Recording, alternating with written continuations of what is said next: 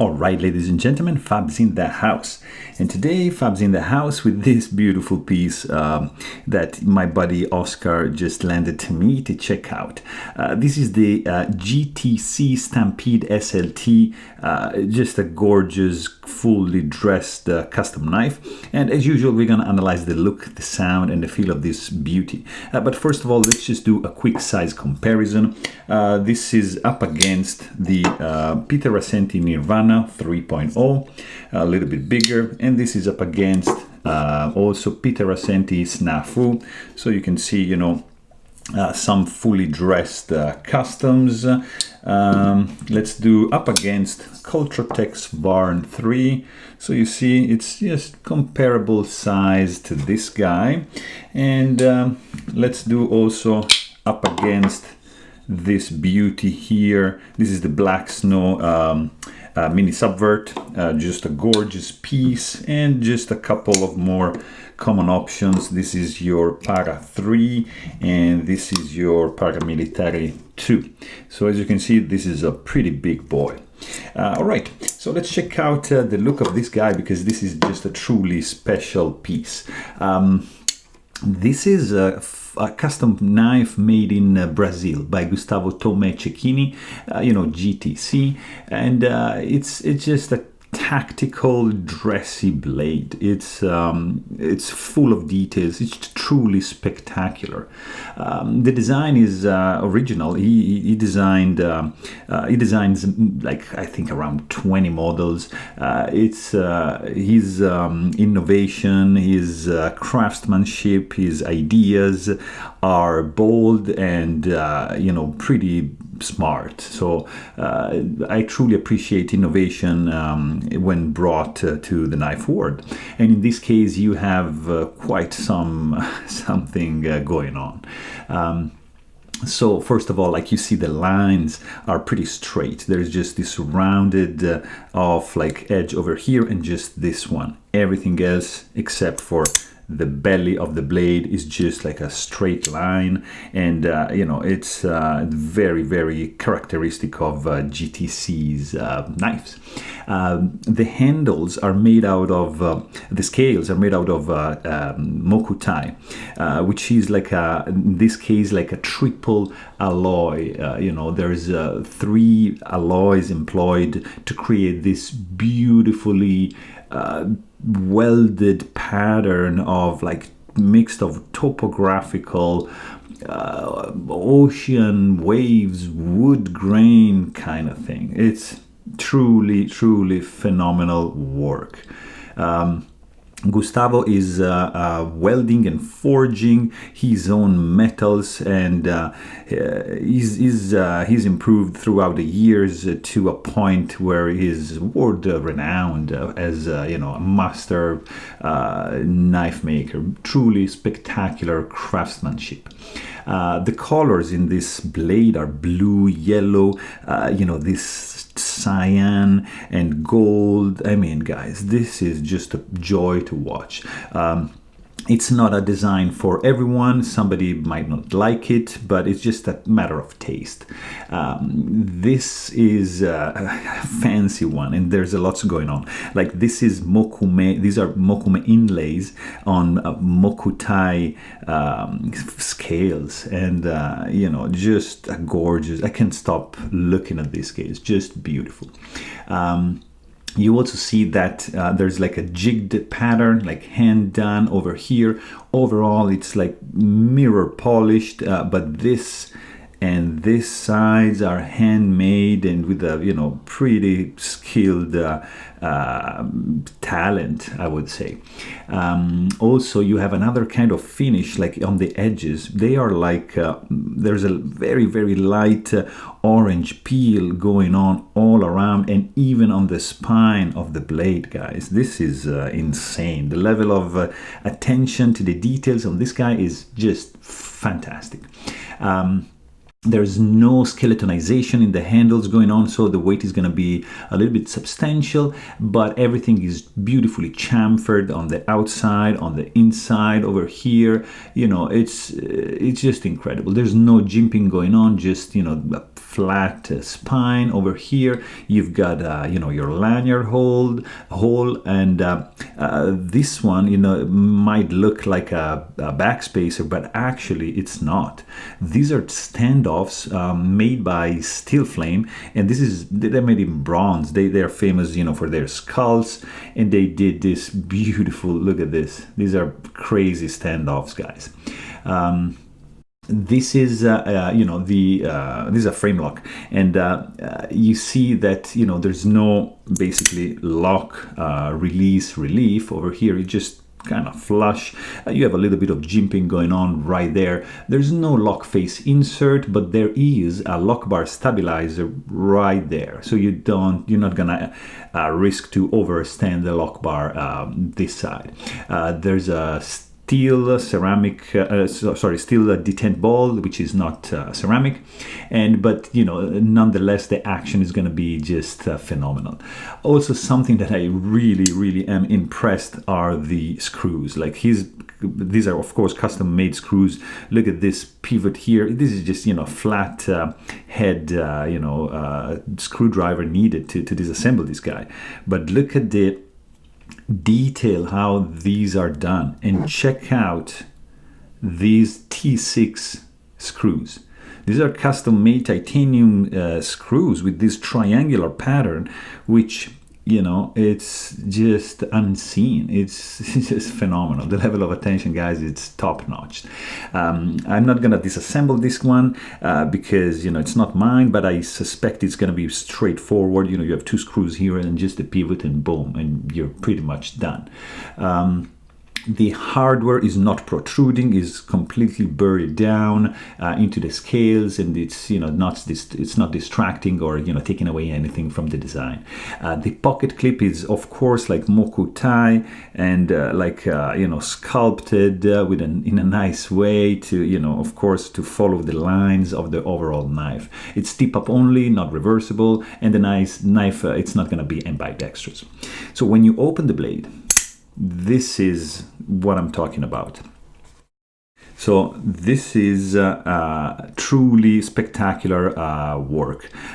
This is a 4-inch blade made out of 420 and 1095 steels in a San Mai configuration, which means there's a core with a jacket wrapped around in order to reveal this beautiful pattern. In fact, you see on the spine, the core and the jacket going on, just beautiful. So 420 steel is a high carbon steel.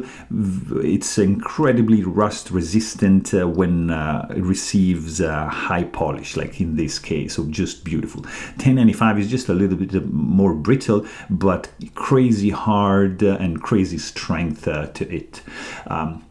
This is, very, very nice polish, high polish finish with a beautiful light orange peel to the spine. I never seen this kind of work anywhere. The stock is quite thick, but leads to a pretty fine tip over here. The ground type is hollow, very, very beautifully done, and it's just beautiful to watch. Something to point out, because this is a completely handmade knife. You see that the grind symmetry is a little bit off, like this side is a little bit shorter than this, but this is like a minute detail, and it's super hard to create this plunge grind like this with this beautiful hollow going on, and it's serious works, guys. The edge is just a full belly, very, very gentle up to here. There's no sharpening choil, so you need to pull out your sharpening skills. In fact, as you can see, this is just gently getting to this point without reaching actually the area of the ricasso right there.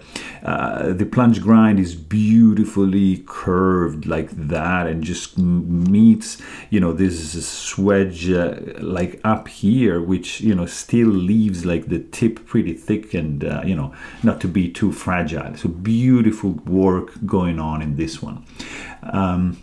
There's no jimping going on. You don't have any like thumb ramp. I would say just a little bit of chamfering here. There's no spine crowning going on, no billboarding, no fuller, no, you know, nothing going on. You just have the logo right over here in a, like, you know, milled out in a pretty subtle way, which I truly appreciate, you know. If you listen to the sound that this guy makes, it's incredible. You have, you know, the SLT, which is the spring-loaded tab, which is, you know, a pretty ingenious mechanism to hide the flipper tab, you know, to the profile of the knife.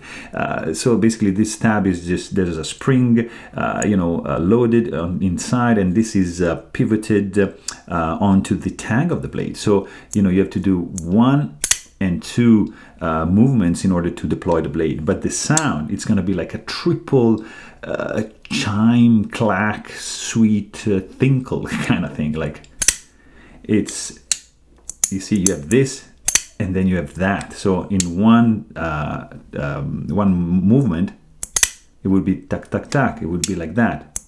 It's fantastic. It's very unique. I never heard this noise anywhere. When you close the knife, you have a solid thud, like to, you know, to welcome you and to say, hey buddy, yeah, your knife is closed. And when you deploy the blade, oh yeah, this means you're in business, and serious business, guys. The noise is unique. It's phenomenal.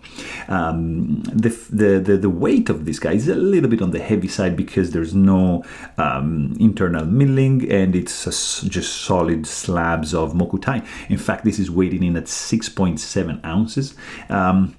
But you know, it feels great in the hand. Like, this is a solidly built knife, I'm telling you. There are no hot spots. I was worried about these skulls, like, you know, digging in the palm of my hand, but no, it's actually, it's not. So very, very interesting. There's no jimping, but, you know, the grip feels quite good, even if, you know, the texture is, of course, like smooth because of the high polish, but the grip feels pretty nice. One thing to mention is that if you do like a reverse grip like this, you're gonna have a little bit of a pointy heel, like in this position of your thumb, but you know, nonetheless, it's gonna feel extremely solid. You know, you can't really like choke up because there's no finger choil, but you can have like a little bit more advanced position, something like this. You know, overall, fit and finish is truly spectacular. You don't see or feel any gap, any imperfection. Anything is, everything is just spot on, guys. I cannot find any flaw except for one little thing, which is the tip over here.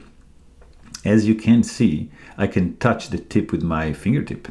So, I mean, it's not like extremely dangerous, but still, it's something to keep in mind, you know. Also, I mean, the clip ramp is very nicely done. The tension is spot on.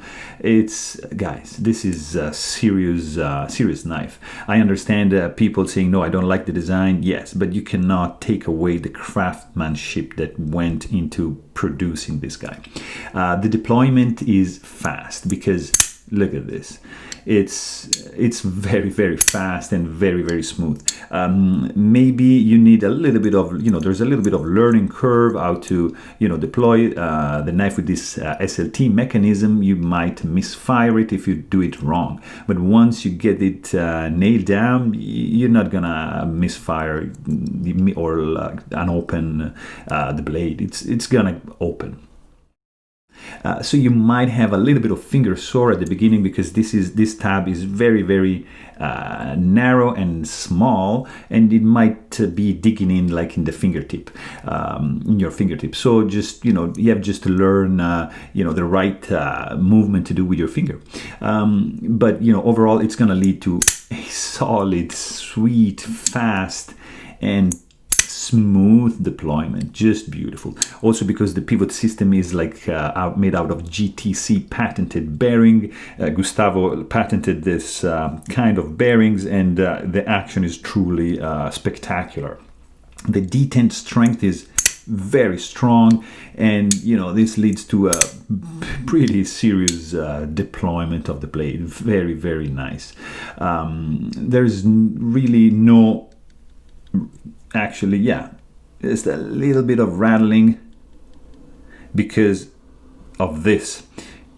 You see, there's a little bit of not play, but wiggle to the blade, because it's heavy. And the detent ball, you're gonna hear if you shake it just a little bit. It's not a rattle, it's just a little bit of wiggling, and the detent ball just wiggling a little bit inside of the detent hole. Also, something to mention is that, you know, there's no lock release relief, so you're just gonna have to jam your thumb like that, like sideways a little bit, but you're gonna have some jimping to grip onto, so it's gonna be kind of easy. There's no lock stick in this case whatsoever, but even if there's no detent ball ramp like this, you're gonna have, you know, some hard step to overcome in order for the blade to close, but then, you know, it's gonna be very, very smooth to get into the closed position. You're gonna have just, you know, like a free fall the moment you release the lock, but there's no guillotine effect. You have just to wiggle a little bit this guy, and just gonna, you know, get sucked in by, you know, this pretty strong detent. Look at this. This is like, it feels like magnetic. It's attracted to the handle like crazy. So overall, just beautiful action, guys. This is a really special knife. It's very fancy. It looks beautiful in my opinion. The sound is unique. The feel is extremely solid. It's very expensive, yes, and there's like you know, the tip issue, but overall, this is a gorgeous piece, and I hope you enjoyed this video. Thanks for watching, and stay tuned.